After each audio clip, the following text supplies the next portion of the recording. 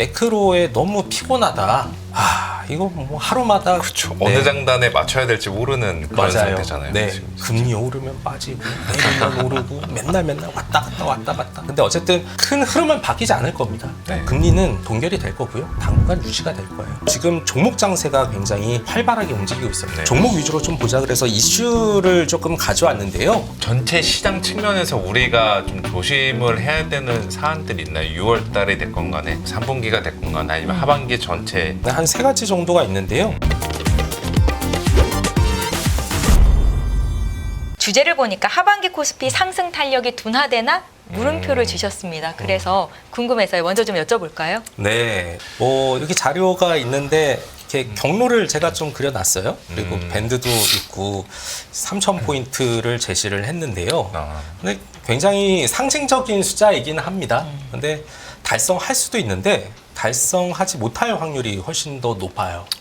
네, 그러니까 확률이 0이 아니기 때문에 3,000포인트를 제시를 한 건데 네. 이거를 뚫고 올라가려면 정말로 많은 호재들이 막 나와줘야 됩니다.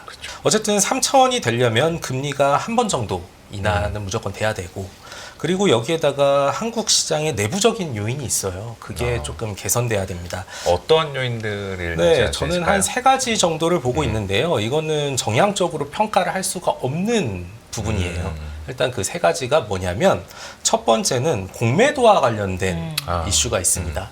그리고 두 번째는 밸류업과 연결되어 있는 이제 세제 쪽이죠. 뭐 7월이나 8월 정도가 되면 세법 개정안 이거에 나오면서 뭐 상속세니 증여세니 이런 얘기들 네, 많이 하게 그렇죠. 될 거예요.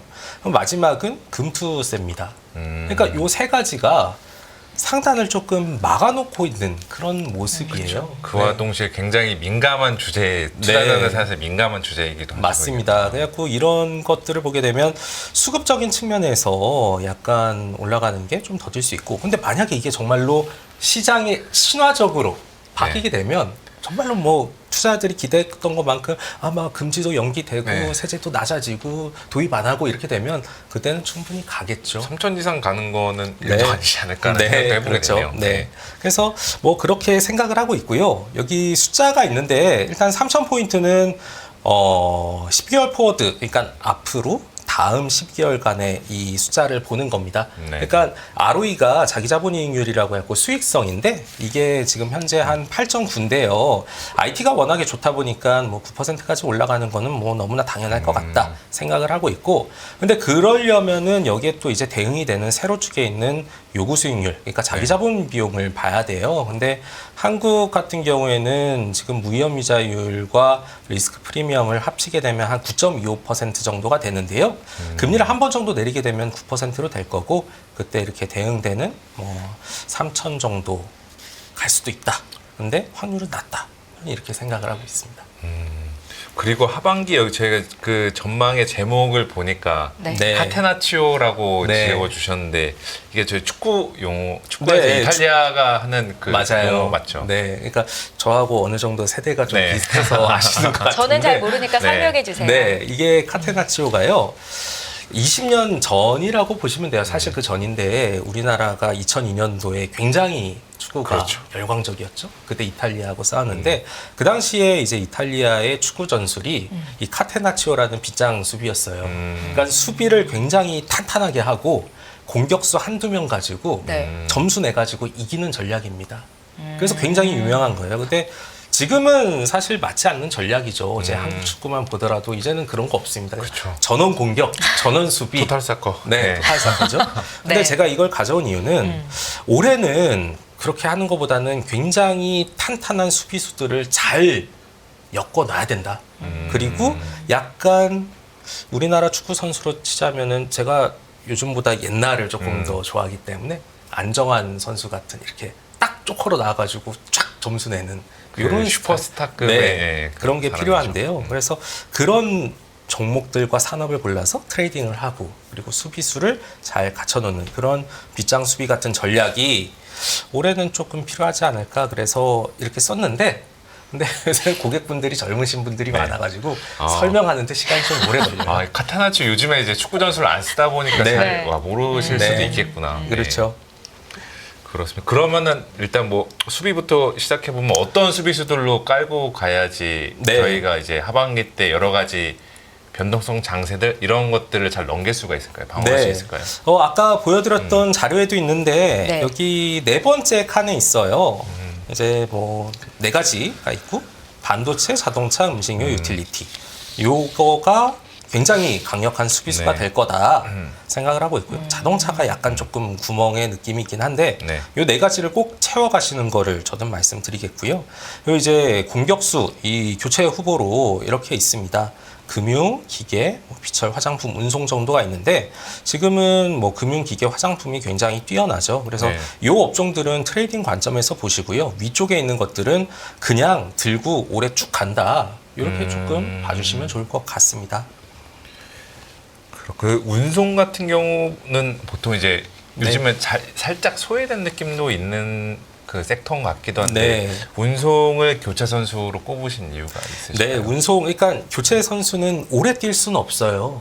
네, 그렇죠. 경기 시간이 오래 갈 수가 없습니다. 네. 짧게 가야 되는데, 근데 지금 뭐 해운 쪽은 어쨌든 해운 운임이 많이 올라가는 네. 부분이 분명히 있고요. 항공 쪽도 이제 곧 있으면은 여행 성수기가 돌아오고 네네. 유가가 많이 낮아져 있어요. 그리고 지금 인천공항이나 이런 쪽에 가게 되면은 황금 시간대 이 슬롯이 다 꽉 차 있고요. 지금 굉장히 해외 쪽으로 나가려는 수요가 많습니다. 그렇게 되면은 충분히 가능성이 있다 이렇게 생각을 하고 있고요. 상대적으로 지금 덜 올랐고 나머지 것들이 너무 많이 올랐기 때문에 그렇죠. 아마 투자자분들이 고민이 되게 많으실 거예요. 맞아요. 제가 여기에서 뭐 화장품이랑 뭐 음식료 이런 거 샀는데 지금 어떻게 들어가요? 이거 사야 돼요? 말아야 돼요? 막 골고루 이런 다 올랐잖아요. 삼성전자 빼고 사실상 5월달에 4, 5월달에 걸쳐서 지금 말씀하신 업종들 네. 골고루 다 올라가다 보니까 고민은 맞습니다. 있을 것 같아요. 그렇죠. 그러다 보니까 이제 뭔가 좋아질 것 같은데 좀 덜 오르는 것들을 찾게 되면 이 운송 쪽이 포착이 될 수도 있다 이렇게 생각을 하는 거죠. 예. 그래서 지금 말씀드리다 보니까 좀 생각난 게 있는데 지금 많이 오른 종목들 업종들도 있고 이제 많이 소외를 계속 받고 있는 업종들 있잖아요. 네. 지금 시점에서는 계속 달리는 말에 올라타야 될까요? 아니면 떨어지는 낙엽을 잡는 게 맞을까요? 저는 달리는 말에 계속 타야 된다 생각을 하고 있고요. 그것과 관련돼서 제가 숫자를 하나 보여드리도록 하겠습니다. 요 그림이 하나가 있어요. 여기가 이제 업종별로 이 ROE와 COE 아까 보여드렸던 그 매트릭스는 주식시장의 매트릭스였다면 이거는 한국에 있는 대표적인 업종의 ROE와 COE라고 보시면 돼요. 갑자기 영어가 나오니까 이게 어려우실 수도 있는데 하나씩 풀어드리면요. 네. ROE는 자기자본 이익률입니다. 아마 팀장님께서는 잘 아실 텐데요. 네. 기업이 얼마나 돈을 잘 버는가를 나타내는 거예요. 네. 그리고 COE는 자기 자본 비용입니다. 그러니까 사업을 하기 위해서 돈이 필요한데 이 돈을 조달하기 위해서 뭐 이자를 내든 얼마가 됐든 비용을 내야 되는 거예요. 네. 그래서 여기 보시게 되면 업종별로 ROE와 COE의 차 이렇게 되어 있는데요. 이 이야기는 그런 겁니다. 제가 어떤 기업에 투자를 하고 싶어요. 제 피 같은 돈을 넣을 거예요. 근데 이 기업이 최소한 돈을 빌리는 것보다는 많이 벌어야지 제가 투자를 했을 때 돈을 돌려줄 수가 있겠죠. 그래서 이 ROE와 COE의 차이가 0 이상인 거. 네. 내가 어떤 기업을 보는데 기업이 필요한 돈보다는 버는 돈이 더 많다. 그래서 네. 내가 더 받을 수 있다. 이런 것들을 꼽아 보는 거죠. 그래서 여기 보시게 되면요. 방산, 의류, 음식료, 유틸리티, 자동차, 뭐 증권, 통신, 반도체, 화장품까지 이런 순으로 있고요. 저는 그래서 제가 갖고 있는 자료 중에서 키차트가 뭡니까? 이렇게 하면은 그냥 이거 보여드리면서요. 왼쪽에 있는 거 사고 오른쪽에 있는 거는 보실 필요가 없다. 이런 얘기를 드리고 있습니다. 왜냐하면 여기 오른쪽에 있는 것들 디스플레이를 보게 되면요. 뭐 제가 특정 종목을 언급을 하진 않겠습니다만 ROE하고 COE가 마이너스잖아요. 그러면은 버는 돈보다 나가는 돈이 더 많은 거예요. 그리고 이 디스플레이 같은 경우에는 산업적인 측면에서 중국하고 경쟁이 너무 세다 보니까 투자가 굉장히 어려운 거죠. 그리고 그 왼쪽에 있는 철강이나 화학이나 뭐 이런 것들도 중국 모멘텀인데 아직까지는 조금 어렵지 않나 이런 생각을 갖고 있습니다.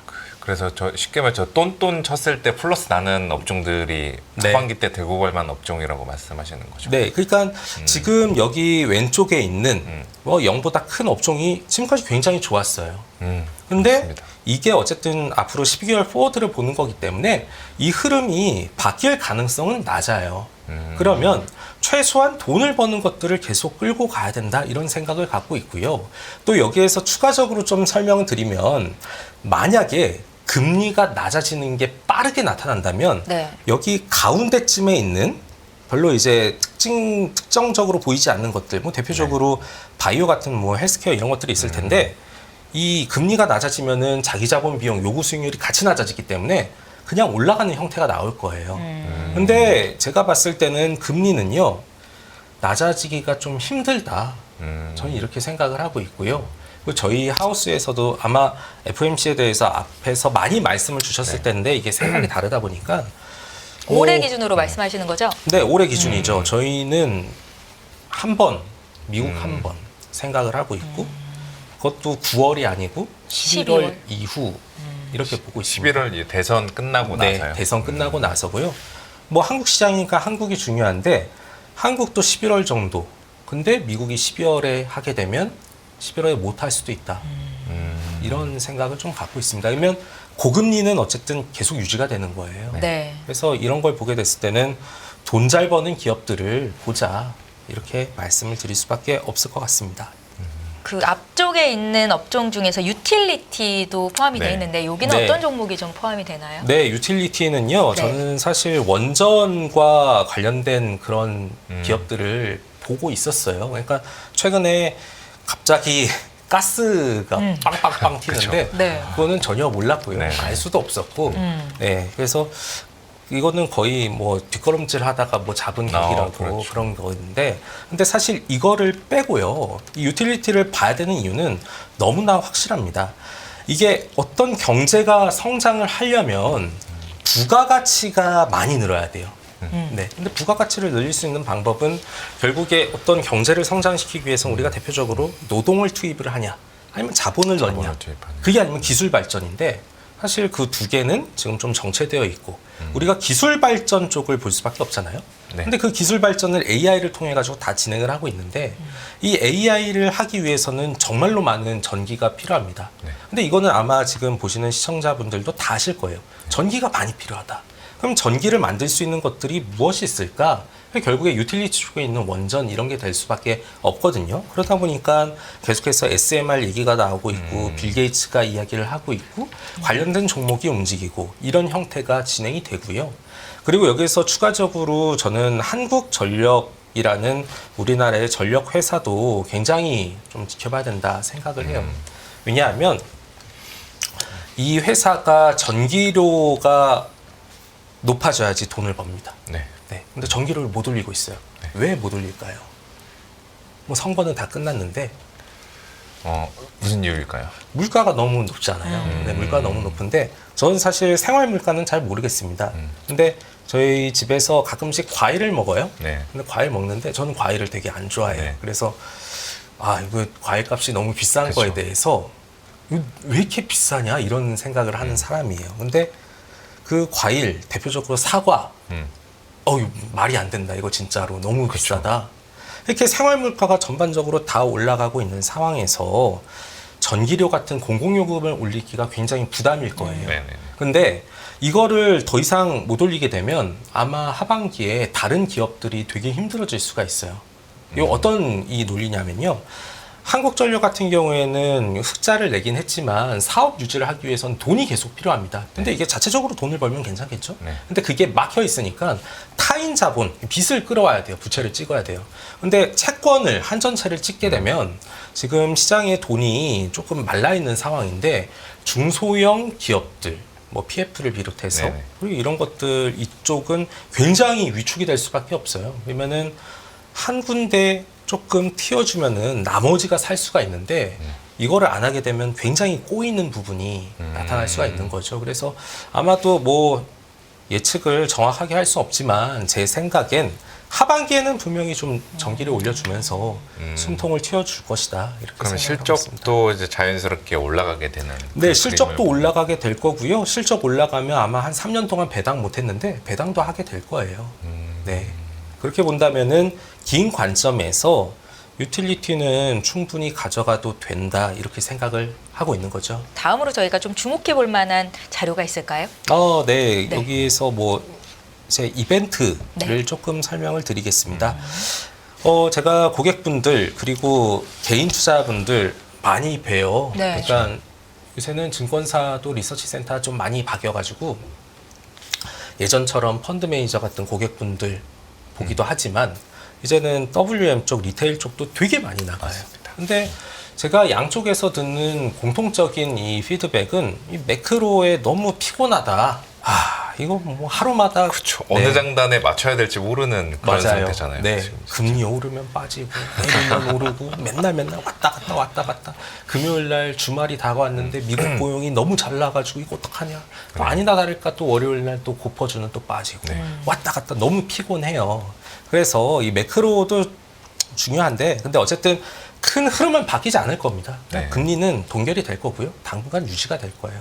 그래서 지금 종목 장세가 굉장히 활발하게 움직이고 있어요. 매크로는 그냥 조금 제쳐두고 네. 종목 위주로 좀 보자 그래서 이슈를 조금 가져왔는데요. 여기 보시게 되면 이슈 캘린더입니다. 그러니까 이벤트가 되게 많아요. 뭐 지금 IPO 이런 것도 있지만 뭐 오늘 지나면은 FOMC가 있고요. 뭐 내일 그러니까 오늘부터 해서 앞으로 한 3일 동안에 유럽에서 바이오 학회가 진행이 되고 다음 주에는 뭐 18일 날 중국에서 뭐 광군제 외로 또 쇼핑 축제 이런 것도 진행이 되고요. 그 다음 주는 IT 쪽에서 마이크론 실적 IT가 제일 중요하죠. 27일 날은 미국 대선 후보의 1차 토론이 있습니다. 그러니까 공화당, 민주당 아직 정식 후보는 아닌데 뭐 거의 사실 기정사실화 되어 있기 네. 때문에 여기에서 얘기를 하면서 각 산업별로 여러 가지 이벤트가 굉장히 활발하게 나올 거예요. 그래서 이런 것들을 좀 보시면서 뭔가 움직일 만한 거리가 있다면 그게 지금 굉장히 활발하게 움직이는 장세거든요. 그래서 이런 쪽으로 캘린더, 이벤트가 뭐가 있는지를 매크로 지표 이런 것도 중요하긴 한데 지금은 이거를 되게 관심 있게 지켜보셔야 된다 생각을 하고 있고요. 매크로 지표 관련해서 뭐 여러 가지가 있는데 미국 것도 중요한데 한국 것도 굉장히 조금 잘 보셔야 돼요. 여기에서 제가 뭐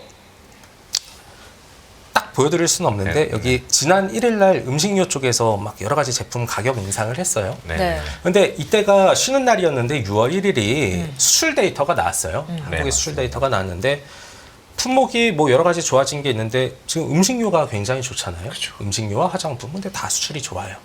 그래서 또 음식료 같은 경우에는 좀 시간이 지나면은 항목별로 분해돼서 또 실적이 나오게 되는데 뭐 라면하고 김하고 잘 나올 건 다 알고 있었어요. 있죠. 네. 근데 쌀이 잘 나온 거예요. 쌀. 쌀은 왜 잘 나왔어요? 네. 지금 이렇게 쌀을 네. 우리나라 사람들이 다 먹는 거 아니냐? 네. 쌀이 왜 또 우리나라 쌀은 그 다른 나라의 그 안남미하고 달라가지고 찐득찐득거려갖고 사람들이 안 좋아하는데. 근데 김밥 때문에 그런가? 김밥이에요. 쌀과 쌀 오. 가공품이 김밥이에요. 네. 너무 잘하시네요. 오, 잘하시네. 네. 그러니까 이렇게 뭔가 매크로를 보더라도 실제 기업의 매출로 연결이 되어 있을 수 있는 부분들 이런 것들을 포착해서 와 됐다 이러면은 그때 들어가도 지금 한국 시장은 늦지 않다. 굉장히 활발한 종목 장세다. 이 얘기를 조금 드려보고요. 그다음에는 뭐 이런 데이터가 좀 있는데 조금 피해야 되는 부분에 대해서 말씀을 드려볼게요. 네. 계속 좋은 얘기만 했다 보니까 우리가 다 좋은데 리스크에 대한 부분도 어느 정도 좀 알고 넘어가야죠. 네, 알고 넘어가야 되거든요. 저는 중국을 좀 안 좋게 봅니다. 네, 중국 내수는 좋은데 투자 관련해서 막 살아나기가 힘들어요.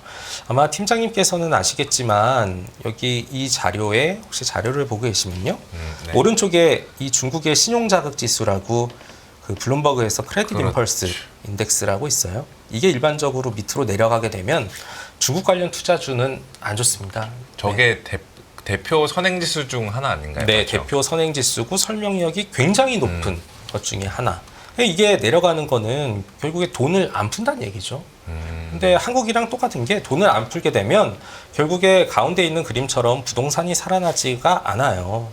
근데 중국은 지금 위안화 약세가 굉장히 조금 싫기 때문에 이 위안화 강세를 위해서 금리를 내리지 않고요. 금리 내리지 않으면 투자가 안 일어나기 때문에 네. 중국 관련 투자주에 대해서는 그냥 낮더라도 잡을 필요가 없다. 그래서 아까 그 ROE랑 COE 값에서 오른쪽에 포진되어 있던 업종들이 대부분 다 중국 쪽 관련 주식 업종들이 많았는데 네. 그것도 약간 이런 측면에서 같이 연관돼서 보면 되나요? 그렇죠. 아무래도 중국 내부의 경제 투자 모멘텀이 떨어지니까 여기에 영향을 받는 한국 산업도 수익이 잘 안 날 수밖에 없겠죠. 네. 그리고 또 그 전체 시장 측면에서 우리가 좀 조심을 해야 되는 사안들이 있나요? 6월 달에 됐건 간에 뭐 3분기가 됐건 간에 아니면 하반기 전체 걸쳐서가 됐건 간에 네. 좀 저희가 신경 써서 좀 염두를 해둬야 되는 리스크, 불확실성 이런 것들 있으실까요? 한 세 가지 정도가 있는데요. 네. 첫 번째는 달러입니다. 달러의 강세를 조금 경계를 하고 있고요. 유로가 지금 22의 금리 인하 때문에 네. 약해질 수 있어요. 네. 왜냐하면은 여기 그림에 보시다시피 유로존의 기준금리는 유럽의 여러 가지 회원국 중에서 특히 독일 금리에 영향을 많이 줍니다. 네. 그래서 미국하고 독일의 금리 차이를 가지고 달러 인덱스의 방향을 어느 정도 가늠을 해볼 수가 있어요. 근데 최근에 이 금리 스프레드가 이게 위쪽으로 이제 올라가고 있다가 내려가고 있는데 이런 형태가 있다가 또 다시 확대가 되는 흐름이 나오게 될 수도 있어요. 미국채에서 독일채를 빼기 때문에 네. 유럽 기준금리가 내려가면 독일 금리도 내려가고 금리 스프레드가 확장이 되면 유로가 약세가 되고 달러가 강해진다. 그러면 우리나라 입장에서는 원달러 환율의 상승이 나올 수가 있거든요. 네. 원달러 환율 상승이 나오게 되면 외국인이 최근에 좀 사는 게 계속 나오고 있긴 하지만 이게 들어오는 것들을 굉장히 저해할 수가 있습니다. 1,400원대로 다시 간다거나 뭐 네. 이런 식으로 되면 네. 그리고 환율이 높아지게 되면 한국은요, 기준금리를 못 내리게 될 거예요. 네. 지금 한국은행 입장에서는 환율에 대한 스트레스가 되게 많을 거예요. 네. 왜냐하면 아마 기억을 좀 반추해 보시면은 우리나라 환율이 1,400원을 한번 갔었던 적이 있었잖아요. 4월 달에 한번 네, 갔었죠. 4월 달에 한번 네. 갔죠. 근데 그 배경에 그 한국은행 총재님이 계셨어요. 환에 대한 이야기를 하면서 빵 위쪽으로 갔거든요. 네네. 근데 달러가 강하게 된 상황에서 환율이 더 흔들리게 되면 한국은행 입장에서는 선제적 금리 인하를 못하는 상황인데 굉장히 고민에 휩싸일 수가 있죠. 그래서 이게 하반기에 하나의 이슈가 될 수가 있다 이렇게 생각을 하고 있고요. 두 번째는 뭐 미국 대선이죠. 미국 대선인데 그렇죠. 네, 잘 저희 모르겠습니다. 10월 달에 아마 바빠질 것 같은데 저희들은 네. 다 진짜 그렇죠. 네. 엄청 바빠질 텐데요. 근데 이게 대선 전후를 봤을 때 대선 전이 조금 더 시장은 흔들림이 있어요. 왜냐하면 뭐 숫자를 보게 되면은 과거 S&P 500 제가 한 최근 50년 동안에 미국 대선이 있을 때를 넣었고요. 그리고 공교롭게도 미국 대선이 있을 때가 2008년이랑 2020년이 금융위기랑 코로나가 있어갖고 네네네. 그 부분은 빼고 비정상적이기 때문에 나머지를 보게 되면은 일반적으로 변동성이 대선 전에 조금 더 커요. 그러니까 모르겠는 거죠. 저 사람이 진짜 왔을 때 완전히 망가뜨린다. 이런 고민이 있는 거죠. 근데 사실 예전에 돌아가 보시면은 트럼프가 딱 됐을 때 시장이 망가지지 않았거든요. 그렇죠. 네. 다 망가지고 완전히 망했다 생각을 했는데 완전 다른 모습이 나타났잖아요. 그래서 그런 불확실성은 대선 후가 아니라 대선 전에 있기 때문에 아마 3분기 중에 조금 힘든 그런 국면이 있을 것 같다 생각을 네. 하고 있고요. 마지막은 한국은 PF입니다. PF 정상화 과정 중에서 아까도 말씀드렸는데 시장의 유동성, 회사채에 대한 수요 이런 것들이 조금 부족할 수가 있어요. 회사채 시장이 지금 되게 화랑이긴 해요. 투자 등급에 한해서는. 네네. 근데 만약에 투기 등급으로 가게 된다면 그때는 PF, 경매, 공매 나오게 되고 다른 것들 수요 위축되고 이러면 좀 흔들리는 경우가 있다 이렇게 생각을 하고 있습니다. 그래서 이 부분은 뭐 건설이나 아니면 중소형 쪽에도 영향을 줄 수가 있는 부분이기 때문에 3, 4분기에 아마 조금 흔들림이 있지 않을까 이렇게 한 세 가지 정도를 네, 말씀드릴 수 있겠네요. 안녕하세요. 이승입니다. 더 많은 영상을 보고 싶으신 분들은 화면 오른쪽에 있는 구독 버튼을 눌러주시기 바랍니다. 그리고 영상을 보시면서 좋아요는 필수인 거 아시죠? 항상 인포맥스 라이브를 사랑해주셔서 감사합니다.